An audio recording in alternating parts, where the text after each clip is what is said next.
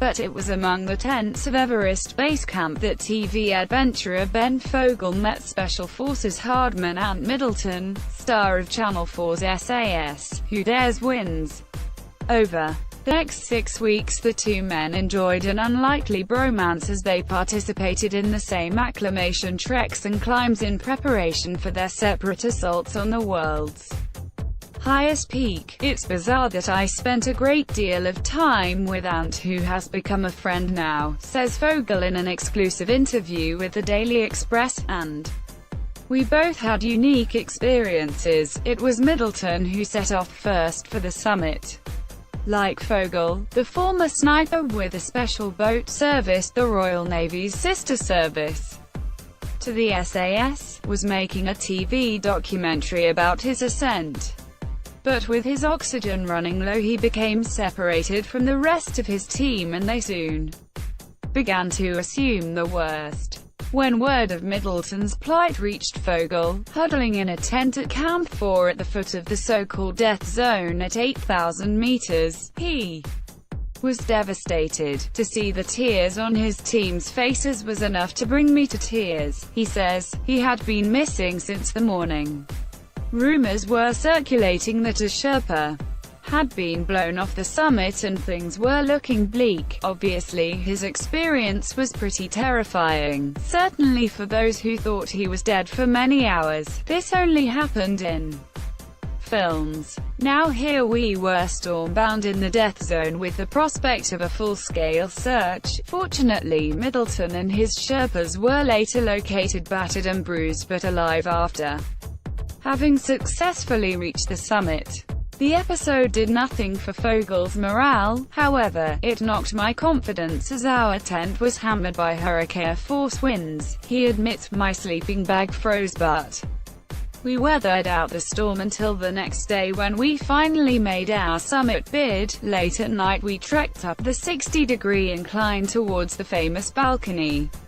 From there, we began the even steeper ascent up towards the south summit. And this is when things went from bad to worse. As the Daily Express reported earlier this month, Fogle suffered not one but two oxygen tank failures as he approached the summit. The second tank went shortly after he had reached the top of Hillary Step, the sheer rock face that forms the final and most intimidating barrier to climbers heading for the top. While climbers can survive without supplementary oxygen if they're resting in the death zone, it is difficult to make progress at altitude without it. And the final straight to the north summit was a dangerous clamber along a razor ridge of ice and snow. It's probably one of the most isolated places I've ever been, says Fogle. No helicopters can reach you, which is why when the second bottle went there was an extreme nervousness because I certainly couldn't see how I was going to get out of that situation. It was his team leader, the renowned British mountaineer Kenton Cool, a veteran of no fewer than 12 summits, who came to his rescue. With extraordinary selflessness he took off his own tank and mask and handed it to Fogle. The two men then made their way to the summit, Fogle with oxygen, Cool without. At the summit we were lucky enough to meet groups who'd been climbing from the north side, the Chinese side, and from our side, says Fogle. As Kenton had been up many times he knows pretty much everyone, and there was a Sherpa there with a spare bottle, mask, and regulator, which was an amazing stroke of luck because it's not usual for people to have spares. His euphoria at reaching the summit was tempered by the knowledge that he had yet to embark on the most difficult part of the climb, the descent. Obviously it's all very well getting to the summit, but then you have to get down again, he explains, and going down Everest is when a lot of accidents happen. It's when people who are fatigued find that they haven't left sufficient energy for a descent. In this context, he was unsure whether to call his wife Marina. I felt it might be slightly bad karma to call her given that I still had to get all the way down, but I'm glad I did because I wanted to share that moment with her, that moment of standing on the roof of the world. It was very emotional and I was very teary. It's just such an extraordinary sight, you'll never see anything like it.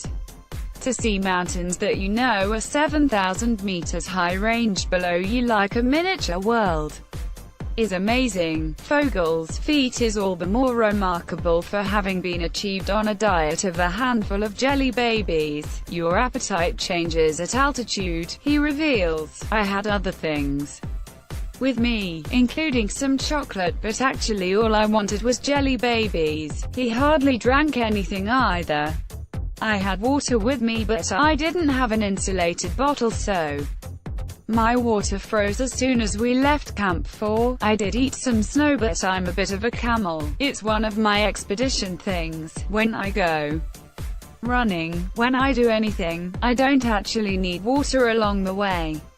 I kind of naively thought it would be the same for the final ascent. In the event, the record of his climb will show that he departed Camp 4 at 8:30 p.m. and arrived at Camp 2 having summited at 8 p.m. the next day. From there, he made his way back to Kathmandu and caught a flight to the UK. His family decided that the conqueror of Everest deserved a reception committee on his return.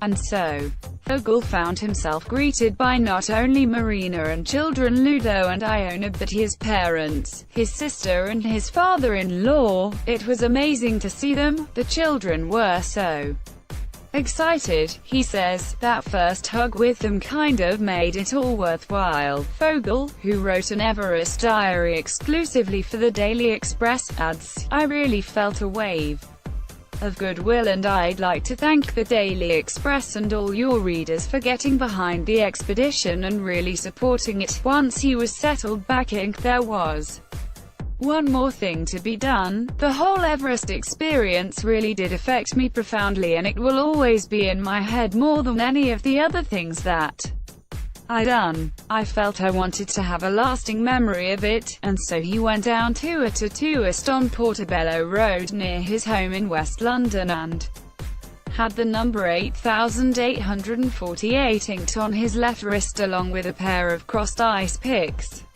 Mount Everest, of course, is 8,848 meters tall. Fogle's Everest climb was backed by the Anything is Possible global initiative and is in support of the British Red Cross.